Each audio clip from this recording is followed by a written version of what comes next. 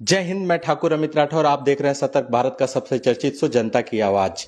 आज मेरे साथ अतिथि के रूप में है सौरभ परमार जी। ये किसी परिचय के मोहताज नहीं है, लगातार रक्तदान की सेवा करते हैं और आप अध्यापक भी हैं, आप शिक्षा भी देते हैं। शिक्षा को किस तरह से अच्छे लेवल पे, अच्छे स्तर पे ले जाया जाए और कैसे संपूर्ण भारत को शिक्षित किया जाए, इस पे सुझाव भी देते हैं और उस पे कार्यरत करते हैं। बहुत बहुत स्वागत है सर आप। राठौर जी नमस्कार, बहुत बहुत धन्यवाद। आपने अपने स्टूडियो में मेरे को सम्मानित बुलाया, इसके लिए बहुत बहुत धन्यवाद। धन्यवाद सर। जैसा कि सबसे पहले आपसे बातचीत शुरू करते हैं सर, रक्तदान को लेके आप काफी एक्टिव रहते हैं, रक्तदान शिविर भी लगाते हैं, रक्तदान कराते भी हैं और खुद करते भी हैं। आपने वैसे मैं जानना चाहूंगा कितनी बार रक्तदान खुद किया है? सर मैंने 48 टाइम ब्लड डोनेट खुद किया है जी, और लगभग 56 कैंप मैंने ऑर्गेनाइज कराए हैं जी। बहुत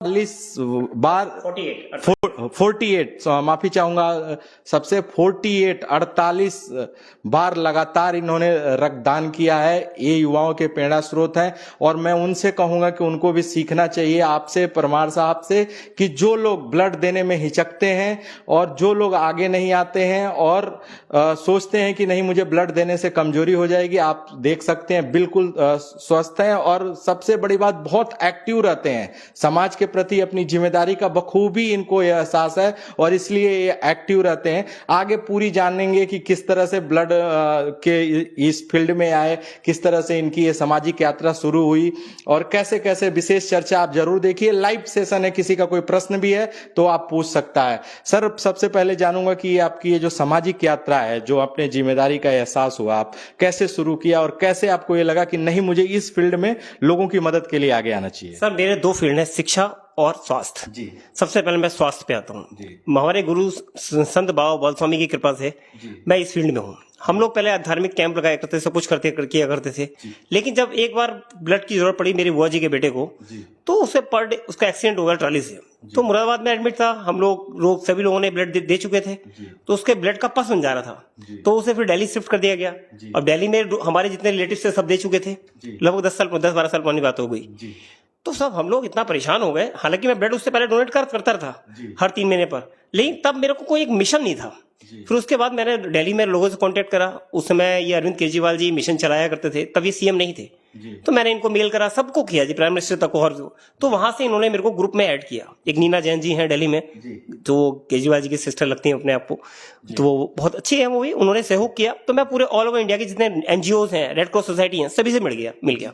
फिर मैंने सभी को जोड़ा आपस में, जुड़ते जुड़ते जैसे कि यहाँ से हरविंदर सिंह चुगा किच्छा के, आपके रुद्रपुर से आपके ये गोल्डी जी, गदरपुर से संदीप चावला जी, बाजपुर से थे हम हैं जगतार सिंह बाजवा जी हो गए, और इधर आपके काशीपुर से पीयूष गौड़, आपके दूसरा अरुण पंत जी, उधर जसपुर से हमारे आपके क्या कहते हैं संजीव चौहान जी, जिनका एक ग्रीन फूड स्कूल है। तो हम सब लोग आपस में मिलकर जो हमने कॉम्बिनेशन स्टार्ट किया, धीरे धीरे ऑल ओवर इंडिया, बल्लास ढिलन तक। तो फिर इसी में इंटरेस्ट भी, मैं साइंस का स्टूडेंट हूँ, मैं पीजीटी मैथ्स टीचर हूँ, present time Gyandeep global school Bajpur में, इससे पहले जसपुर में था। तो कुल मिलाकर यकीन नहीं करेंगे, मेरे 22-24 साल के टीचिंग कैरियर में भी जिन बच्चों को दिक्कत आती थी या जिनके परिवार को, मैं हमेशा तैयार रहा करता था। तो आज उसमें प्लस ये क्या होता है, ये होता क्या है मेरे में, क्या है, साइंस का स्टूडेंट को क्वेश्चन पूछना मेरा काम है। अगर मैं जाता हूं तो पूछता भी क्यों होता है, किस लिए होता है, पूछते पूछते आप यकीन नहीं करेंगे ब्लड के फील्ड की काफी अधिक जानकारी हो गई। मैंने अपने स्कूल के बच्चों को भी ब्लड डोनेट के लिए प्रेरित किया, बल्कि ब्लड डोनेशन कैंप भी ऑर्गेनाइज कराया, अपने ज्ञानदीप स्कूल में भी कराया और पीछे भी करवाया प्रीवियसली। और उन बच्चों को 11-12 के जो बायो के स्टूडेंट हैं, उनको प्रैक्टिकली ये दिखाया कि ये प्लाज्मा क्या होता है, पीआरबीसी क्या होता है, इसकी लाइफ कितने दिन होती है, ये क्यों नहीं, इसकी आवश्यकता क्यों है, जो ब्लड ग्रुप क्या है, ब्लड ग्रुप कितने टाइप के होते हैं। थ्योरेटिकल नॉलेज और प्रैक्टिकल नॉलेज में बहुत डिफरेंस होता है।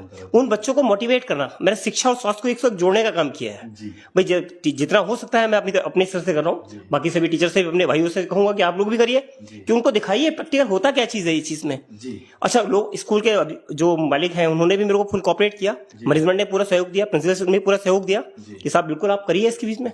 तो आप यकीन नहीं करेंगे, जब ब्लड के फील्ड में मेरे को आज की डेट में सबसे बड़ी समस्या हो रही है थैलीसीमिया। हमारे उधम सिंह नगर में, मैं मुख्य टॉपिक पे आ रहा हूँ, 120-22 बच्चे ऐसे हैं जो थैलीसीमिक पीड़ित हैं। थैलीसीमिया वो बीमारी है, मैंने बायो के क्वेश्चन स्टूडेंट से पूछा, थोड़ी बहुत जानकारी थी उनको, मैंने उनको प्रैक्टिकल बताया कि थैलीसीमिया में रेड सेल बॉडी में नहीं बनते हैं, उनको हर 15 से 20 दिन में ब्लड की जरूरत पड़ती है। तो ब्लड कहां से मिलेगा, भाई परिवार का एक व्यक्ति 3 महीने रेड सेल की लाइफ होती है 120 दिन, तो 3 अगर उसने डोनेट कर दिया तो 3 महीने बाद ही डोनेट कर पाएगा दोबारा।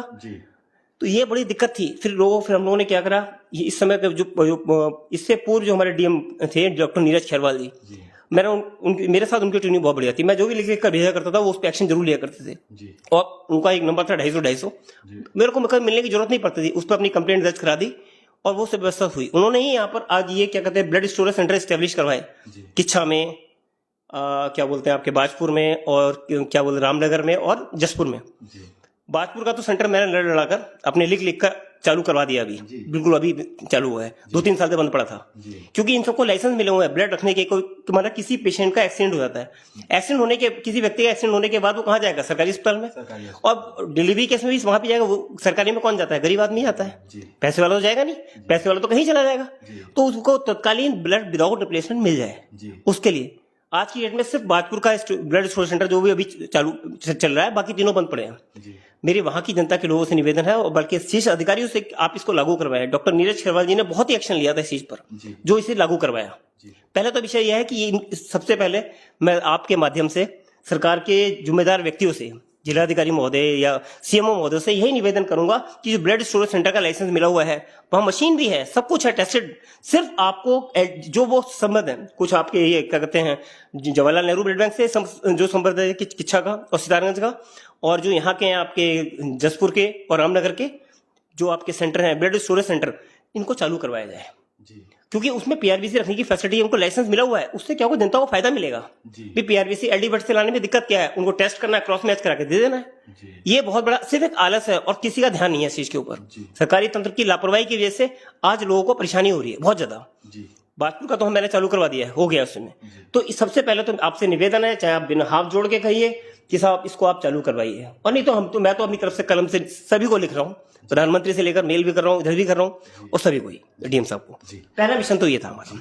मैं भी निवेदन करूंगा कि जो आपकी समस्याएं, जो आम जनमानस की समस्याएं हैं, उस पर तुरंत जो जिम्मेदार लोग हैं उसको देखें और निस्तारण कराया जाए, और जल्दी से जल्दी उस व्यवस्था को सुचारू किया जाए कि आम जनमानस को उसका लाभ मिल सके। आप बहुत महत्वपूर्ण विषयों पे काम कर रहे हैं। शिक्षा और स्वास्थ्य दोनों मनुष्य के जीवन में बहुत जरूरी है। जैसे आप भोजन ले रहे हैं, वैसे ही ये दोनों चीजों को, स्वस्थ रहना मनुष्य की सबसे बड़ी पूंजी होती है, और शिक्षा आपको एक अधिकार देता है कि आप अपने हक की बात कहीं भी सही तरीके से कर सकते हैं। दोनों महत्वपूर्ण विषयों पे आप काम कर रहे हैं सर। मैं एक जानकारी आपसे जानना चाहता हूं कि तरह तरह के वादे, तरह तरह के दावे शिक्षा को लेके और स्वास्थ्य को लेके करते हैं, तरह तरह की योजनाएं भी आती हैं। ऐसा नहीं लगता कि यदि ऐसा नहीं हो सकता कि शिक्षा को फ्री कर दिया जाए, शिक्षा को मुफ्त कर दिया जाए, शिक्षा फ्री हो, स्वास्थ्य इलाज फ्री हो। तमाम दावे किए जाते हैं। अभी मैंने देखा कि आज की घटना से मैं थोड़ा सा आपको रूबरू कराता हूं। एक बच्ची है गदरपुर की, जिसका एक एक्सीडेंट हो गया, गरीब परिवार है, आयुष्मान कार्ड बना हुआ है उसका। हमने एक प्राइवेट हॉस्पिटल में उसको एडमिट कराया, तो उनका ये कहना है कि गले के ऊपर आयुष्मान कार्ड अलाउ नहीं होता है। तो मैं ये जानना चाहता हूं कि ये कौन सा आयुष्मान कार्ड है जिसमें बॉडी को भी डिफाइन किया गया है कि गले के नीचे ही कोई इंजरी होती है तो आयुष्मान कार्ड लगेगा, गले के ऊपर आयुष्मान कार्ड नहीं लगेगा, और एक मानक तय किया जाए। और एक घटना नहीं, हम लोग चूंकि स्वास्थ्य को लेके बहुत लोग हम लोगों के पास आते हैं, जिनकी हम अपने चैनल के माध्यम से मदद भी करते हैं, तो हमारे पास नियमित लोगों की कॉल आती है। कभी किसी एक्सीडेंट हो गया, कभी कोई चोटिल है, तो हम मदद भी करते हैं। तो मेरे पास कॉल आज आई, हालांकि हमने उनको दूसरी जगह एडमिट कराया, उस हॉस्पिटल ने लेने से मना कर दिया है, हमने दूसरी जगह उनको एडमिट कराया है। तो मैं ये जानना चाहता हूं कि जो आयुष्मान कार्ड है, जो एक गवर्नमेंट ने दिया 5 लाख का इलाज फ्री, तमाम हॉस्पिटल भी इसका एक ऐड करके अपना प्रमोशन भी कर रहे हैं कि हम आयुष्मान के साथ फ्री कर रहे हैं। तो ये क्या है? ऐसा नहीं हो कि संपूर्ण जो असहाय लोग हैं, जो गरीब लोग हैं, जो अभाव में जी रहे लोग हैं, उनको इलाज मुफ्त दिया जाए और शिक्षा मुफ्त दिया जाए, तब जाके हम भारत का नवनिर्माण कर सकते हैं, और तब हम एक सभी को मुख्य धारा से जोड़ सकते हैं। इसके बारे में मैं आपसे विस्तृत रूप से जानना चाहूंगा कि आपका क्या सुझाव है। सर मेरा सुझाव यह है, जैसे डॉक्टर नीरज खैरवाल जी ने अपना एक नंबर था 250-250-250, बहुत ही बढ़िया सुविधा दी आपने दिया। 24 आवर में एक्शन होना है। अगर उस पर एक्शन नहीं होगा, जैसे माना इसी बच्ची का एक्सीडेंट हुआ, अगर उन्होंने सीधा 250 नंबर पे कॉल करते तुरंत, बहुत तेज एक्शन था। इतनी फास्ट सर्विस शायद मैंने अपने जीवन काल में किसी भी डीएम की नहीं देखी वर्किंग। अगर वो इस समय यहाँ होते तो ये समस्या ही सॉल्व नहीं थी। तत्कालीन डीएम साहब भी काम कर रहे हैं, लेकिन सर्विस आज ही मैंने उनका एक वो पढ़ा है कि कई लोगों को शिकायतें लंबित पड़ी हुई हैं। किसी विभाग में 250 पड़े हैं, किसी में 500। क्यों पड़े हैं भाई?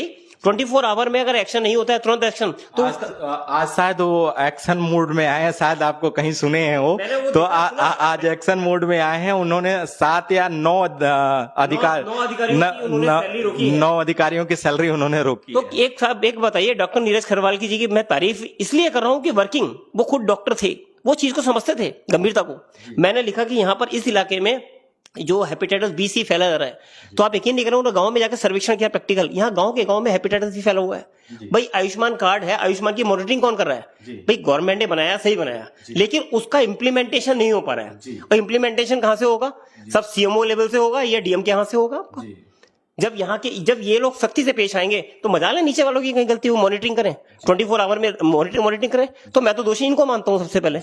मैं ये जानना चाहूंगा कि आयुष्मान कार्ड का मानक क्या है? जैसे जो ये घटना घटी है आज की, वो उन्होंने ये कहा कि हालांकि उन्होंने मानवीय रूप भी अपना नहीं दिखाया, उस हॉस्पिटल का मैं नाम नहीं लेना चाह रहा हूं, उन्होंने मानवीय रूप भी नहीं दिखाया। उन्होंने उसको एडमिट लेने से ही मना कर दिया, बोला कि हम एडमिट तब लेंगे जब तुम्हारा ये 80,000 रुपए का चार्ज आएगा ऑपरेशन का, ये जमा करोगे तो हम उसका ऑपरेट करेंगे। जो मेजर एक्सीडेंट हुआ है और आप उसको ले नहीं रहे हैं, तो एक इस तरह का भी रूल बनना चाहिए कि इमीडिएट आपको लेना ही लेना पड़ेगा, क्योंकि बहुत समय पे हॉस्पिटल में न पहुंचने के कारण भारत में रोज सैकड़ों लोग, हजारों लोग दम तोड़ते हैं। और एक इसका भी दायरा तय हो कि 5 लाख का जो हम निःशुल्क इलाज दे रहे हैं, तो किस चीज का इलाज दे रहे हैं? कहीं सिर्फ उस हॉस्पिटलों के बंदर बांट के लिए तो ये योजना नहीं लाई गई है? क्या वाकई में जो शोषित लोग हैं, जो अभाव में जी रहे लोग हैं, उसका लाभ ले पा रहे हैं, या ये मिली भगत से सिर्फ एक खेल चल रहा है? सर सिर्फ इतना है कि ये इम्प्लीमेंटेशन लागू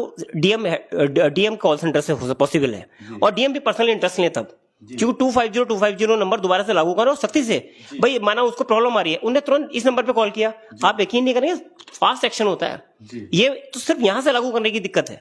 आप एक्शन मोड में, अच्छी बात है, आप ईमानदार हैं, बहुत बढ़िया बात है, लेकिन आपकी ईमानदारी का जनता को फायदा क्या मिल रहा है? भाई डॉक्टर नीरज खरवाल जी ने प्रैक्टिकल में वर्किंग करा, और अधिकारियों की वार्ड लगी रहती थी, डरते थे। आज अधिकारी बेखौफ है, उनको मतलब ही नहीं है, किसी का कुछ काम हो रहा है, नहीं हो रहा है, नहीं जा रहे हैं, मनमानी चल रही है। उस समय सदानंद दत्ते जी जो आपके वो भी उसके थे मेडिकल विंग के, आप वर्किंग कितनी बढ़िया थी, मैं आपको सीखता हूँ, वो पीरियड आज इस समय तो बिल्कुल नहीं है। सरकारी अस्पताल में जाके लिखिए, कोई उसका जवाब देने को तैयार नहीं है, अधिकारी अपने में मस्त है।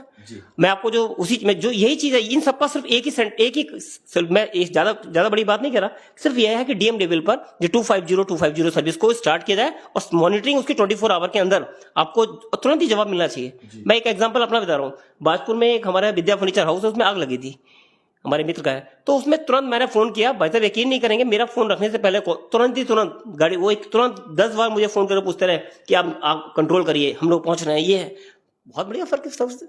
एक बार बी नेगेटिव ब्लड नहीं मिल पा रहा था, एक जसपुर के हमारे वो थे, तो साहब मैंने उस नंबर पे, मैंने कहा इस नंबर पे कॉल करिए आप। उन्होंने कॉल करा, फटाफट 10 मिनट में उनके पास कॉल पहुंच गई कि यहाँ पर ये ब्लड यहाँ इस ग्रुप ब्लड बैंक में अवेलेबल है। तो ऐसी फैसिलिटीज डीएम लेवल से स्टार्ट हो। मैं किसी को सिखा नहीं रहा, वो प्रशासनिक अधिकारी है, मेरे से ज्यादा काबिल है भाई, मैं तो शिक्षक हूं। लेकिन जब एक अधिकारी ऐसा कर चुका है और सिस्टम बना के गए हैं, तो दूसरे लोगों को भी उसको लागू करना चाहिए। आपकी शैली अलग हो सकती है, लेकिन जनता को उससे फायदा मिला है, जनता उस चीज को चाह रही है। आपसे निवेदन है, आप बहुत बढ़िया आदमी है, आप डीएम आपने स्टार्ट किए, एक्शन लिया, वो ठीक है, लेकिन लेट, न्याय अगर समय पे ना मिले तो वो अन्याय के बराबर होता है। और कोई भी निर्णय आपका वो सब मतलब वो किसी के हितकारी नहीं होता है। मैं इसी साथ में एक चीज और बताना चाहता हूं कि हमारे यहाँ जो ये हेपेटाइटिस बी सी और जो HIV के जो पेशेंट हैं, ये फैल क्यों रहे हैं, उसका एक रीजन क्या है कि इनलीगल ट्रांसफ्यूजन। हमारे जसपुर से उठाकर खटीमा तक जाइए, ब्लड इनलीगल ट्रांसफ्यूजन हो रहा है। इनलीगल ट्रांसफ्यूजन का मतलब यह है कि ब्लड निकालने का सिर्फ जो लाइसेंस है, जो सिर्फ डॉक्टर को मिला हुआ है, जो ब्लड बैंक के डॉक्टर्स हैं, किसी बाहरी व्यक्ति को नहीं है। कोई डॉक्टर निकाल नहीं सकता, ना कोई पैथोलॉजी लैब निकाल सकता है। लेकिन क्या है कि आपको ब्लड की जरूरत पड़ी है, क्रॉस मैच कराया, दे दिया। वो उन्होंने ना hepatitis B C HIV syphilis किसी की जांच ही नहीं करी, जिसकी वजह से इनलीगल ट्रांसफ्यूजन की वजह से हेपेटाइटिस बी सी के पेशेंट बढ़ रहे हैं। और यकीन नहीं कर रहे, आने वाला जो हमारा भविष्य है बहुत खतरनाक होने वाला है। क्यों? क्योंकि इस पर सरकारों का ध्यान नहीं है। मैंने लिखा है इस पर, अब WHO ने भी कोशिश करी है इस पर, वहां तक लिखा है, ऐसा नहीं है, लेकिन उस पर क्या है, एक्शन बहुत स्लो है क्योंकि इसमें सिर्फ एक जागरूकता की कमी है। आप कभी भी किस ब्लड लेने जाएं, पहली बात तो ब्लड बैंक से लें, वहां भी जो ब्लड बैंक की टेस्ट वहां से लेंगे, वहां एक टेस्टेड ब्लड मिलेगा आपको।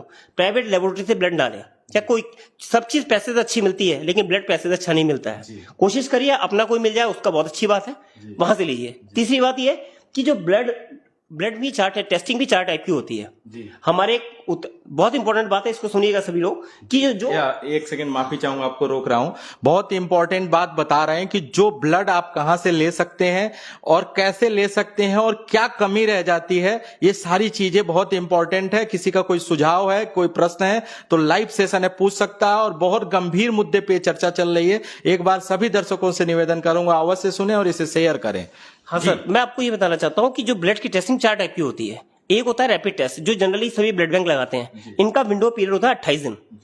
ठीक है, 28 दिन का मतलब मेरे को आज हेपेटाइटिस बी हुआ है, मैंने ब्लड डोनेट करा तो वो उनकी टेस्टिंग में नहीं आएगा, वो HIV वाला हेपेटाइटिस बी का ब्लड दूसरे को ट्रांसफ्यूज हो जाएगा। दूसरा होता है 21 दिन का होता है आपका, इसका 21 डेज का जो विंडो पीरियड होता है वो होता है आपका एलाइजा टेस्टिंग का, जो कि हमारे ब्लड बैंकों में अमूमन कुछ ब्लड बैंक जो लगा रहे हैं, कुछ में रैपिड टेस्ट चल रहा है। तीसरी टाइप की होती है आपकी कैमी की, उसका 14 डेज का विंडो पीरियड है, वो कोई भी ब्लड बैंक नहीं लगाता है, उसकी मशीन थोड़ी महंगी आती है। अगर 14 दिन के अंदर कोई बीमारी है वो पकड़ में आती है। और सबसे इंपॉर्टेंट है वो न्यूक्लियर एंटीबॉडी टेस्टिंग मशीन, जो 1 करोड़ रुपए की मशीन है। उससे क्या होगा, वो 48 घंटे पुरानी भी बीमारी को पकड़ लेती है। सपोज दैट मुझे आज हेपेटाइटिस बी सी HIV हुआ है, तो वो ब्लड अगर आपको दिया जाएगा तो वो मशीन तुरंत 48 आवर पुराना भी पकड़ लेगी। और उससे क्या होगा, ये आगे फैलेगा नहीं। आपको मालूम अमिताभ बच्चन जी को जो क्या हुआ था, जो ब्लड ट्रांसफ्यूज की वजह से हेपेटाइटिस बी हुआ। तो ये जो बीमारी है, ये जो फैल रहा है, इसका रीजन ये भी है कि यहाँ पर उत्तराखंड में सिर्फ एक ही मशीन है, IMA में लगी हुई है, न्यूक्लियर एंटीबॉडी टेस्टिंग मशीन, और यहाँ कहीं है ही नहीं। ये लोग सब रैपिड टेस्ट और एलाइजा टेस्ट लगा रहे हैं। मेरा एक सबसे निवेदन ये है, मेरे को राममूर्ति मेडिकल कॉलेज के देवमूर्ति जी ने 2018 में इनवाइट किया था 14 जून को, तो उन्होंने भी ये कहा था कि आप अपने उत्तराखंड के लोगों को, वहां के ब्लड बैंक को समझाइए कि हमारे यहाँ से अपने यहाँ से टेस्ट सैंपल भेजे। हमारे यहाँ हम जो मशीन है इसमें टेस्ट कर भेज देते हैं आपके यहाँ। जैसे कि आज हमने अपना सैंपल भेज दिया कलेक्शन कर, जैसे हम लाल पैथोलॉजी लैब को भेजते हैं सैंपल टेस्ट के लिए, तो उसकी रिपोर्ट आपको मेल करके आ जाएगी। फिर आप उसका वो ब्लड चढ़ाइए। अगर आप मशीन नहीं लगवा सकते हैं, या तो मशीन लगाइए कुमाऊं क्षेत्र में।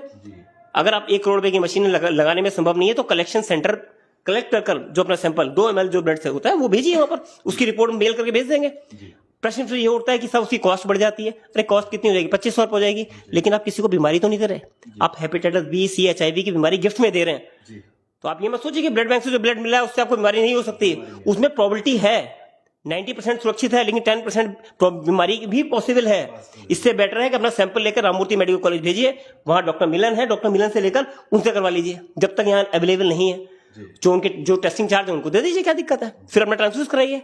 तो ये बीमारी को हम कंट्रोल में कर सकते हैं। हेपेटाइटिस बी सी HIV को ये मत सोचिए कि हमें आज नहीं है कल को नहीं हो सकती, अगर ब्लड ट्रांसफ्यूजन से भी हो सकती है, खाली एक माध्यम ये नहीं है। तो और दूसरा एक और बड़ी इंपॉर्टेंट बात मैं आपको बताना चाह रहा हूं सर, कि शादी से पहले आप अपने hepatitis B C HIV syphilis और एक माइनर थैलेसीमिक टेस्ट, थैलेसीमिया का टेस्ट जरूर करवाएं। ये बीमारी ये है कि ये जेनेटिक है, ये हिंदुस्तान को बर्बाद कर देगी अगर इस पे कंट्रोल नहीं किया। मैं यूथ और आने वाले यूथ से जरूर कहूंगा, जन्म कुंडली के साथ साथ आप अपनी ये चीज जरूर मिलाइए। थैलेसीमिया टेस्ट होता है, HbA2 टेस्ट जरूर करवाएं, जिससे आपको पता चल जाएगा कि हमारी जो आने वाली संतान है वो स्वस्थ और सुरक्षित होगी। दूसरा, hepatitis B C HIV syphilis, अगर ये है तो आप शादी मत करिए, सीधा आप उसका ट्रीटमेंट लीजिए, डॉक्टर के से कांटेक्ट करिए। और क्योंकि इसका ये एक पीढ़ी से दूसरी पीढ़ी में फैलती जा रही है, आपको पता भी नहीं चलेगा, जेनेटिक बीमारी। तो ये बहुत जरूरी है, भारत को बचाना है तो इसके लिए करना होगा। बहुत महत्वपूर्ण जानकारी दिया है सर ने कि ये जेनेटिक बीमारियां जो होती हैं, आप शादी यदि करने जा रहे हैं पहले अपनी पूर्णतः जांच करा ले। यदि आप किसी से भी ग्रसित हैं तो पहले इलाज कराएं, उसके बाद शादी की तरफ आगे बढ़ सकते हैं, क्योंकि ये बीमारी आपसे आपके जीवन संगनी जो बनने वाली उसके साथ होगी और फिर भविष्य में आप दोनों को ये हानि पहुंचाएगी। तो सभी लोगों को ये जागरूकता के लिए शो चलाया जाता है, जागरूक किया जाता है, और जो भी समाज के प्रति अपनी जिम्मेदारी समझते हैं उनको मैं हमसे आपसे रूबरू कराते हैं। आप परमार साहब ने बहुत महत्वपूर्ण जानकारियां दी, बहुत अच्छे सुझाव दिए और काफी एक्टिव रहते हैं समाज के प्रति। जिस तरह से ये चर्चा करते हैं, जिस तरह से ये पैनी नजर रखते हैं सारी चीजों पे, ये बहुत काबिले तारीफ है। आगे सोचते हैं भविष्य हम कैसे सुधार ला सकते हैं, भारत का नवनिर्माण कैसे कर सकते हैं, भारत से बीमारियों को दूर कैसे कर सकते हैं। ये सोच इनकी बिल्कुल आने वाले समय में भारत को देखने को मिलेगा कि हम किस तरह से अपने देश को सुरक्षित करते हैं, स्वास्थ्य के प्रति जागरूक करते हैं और शिक्षा के लिए विशेष ध्यान देते हैं कि लोगों को शिक्षा और स्वास्थ्य दोनों जोड़ के चलते हैं आप, कि जो शिक्षित रहेगा वो स्वस्थ भी रहना जरूरी है। क्योंकि यदि आप स्वस्थ नहीं है, आपके जीवन की सबसे महत्वपूर्ण कमाई आपका स्वास्थ्य है। यदि आप स्वस्थ नहीं हैं और आपके पास हजारों पैसे हैं, लाखों पैसे हैं, आप सारी डिग्रियां हैं, सब धरी की धरी यहीं रह जाएंगी यदि आप स्वस्थ नहीं है। तो ये सबसे महत्वपूर्ण चीज है स्वास्थ्य आपका, उस पर विशेष ध्यान दीजिए और रक्तदान जरूर करिए। मैं सभी से आग्रह करूंगा कि रक्तदान करिए और बढ़ चढ़ के इस मिशन में हिस्सा बनिए। किसी को भी परमार साहब से कोई आवश्यकता पड़ती है, किसी तरह का सुझाव चाहिए, किसी तरह का जानकारी चाहिए या आपसे किसी तरह की सेवा चाहिए, तो आपका नंबर हम कमेंट बॉक्स में भी दे देंगे। आप सुझाव ले सकते हैं, कोई जानकारी शेयर कर सकते हैं, कोई सेवा चाहिए तो सेवा ले सकते हैं।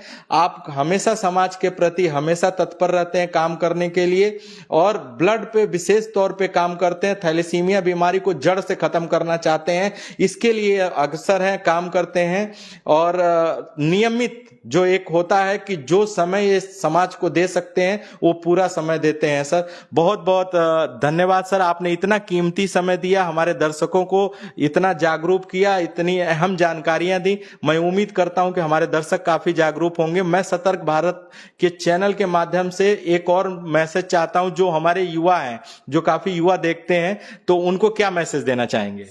4 फूल काफी हैं अर्थी सजाने के लिए, 4 फूल काफी है अर्थी सजाने के लिए, एक भूल काफी है जीवन भर रुलाने के लिए। आप इस बात को नोट कर लीजिए, कोई सी भी एक भूल हो जाए तो आपका जीवन व्यर्थ हो जाएगा। मैं आपसे सिर्फ यही कहना चाहूंगा, भूल चाहे एजुकेशन फील्ड में हो चाहे फिजिकल फील्ड में हो, किसी प्रैक्टिकल फील्ड में। जी बहुत अच्छी बात सर ने बोली, बहुत बहुत धन्यवाद सर, आपने इतना कीमती समय दिया। आपने बोला कि एक भूल, वो भूल किसी लेवल पे हो सकती है, वो भूल नशे के रूप में भी हो सकती है, वो भूल आपकी गलत एक्टिविटीज के रूप में हो सकती है, आपके स्वास्थ्य के साथ खिलवाड़ भी वो भूल हो सकती है। इसीलिए सभी युवा साथी, युवा मित्रों से मैं ये कहना चाहूंगा कि जागरूक रहें, रक्तदान करें, नशे को भारत से मिटाना है, पूरे भारत को स्वस्थ बनाना है। हम आपको सतर्क करते रहेंगे, देखते रहिए सतर्क भारत। मेरे साथ जय हिंद।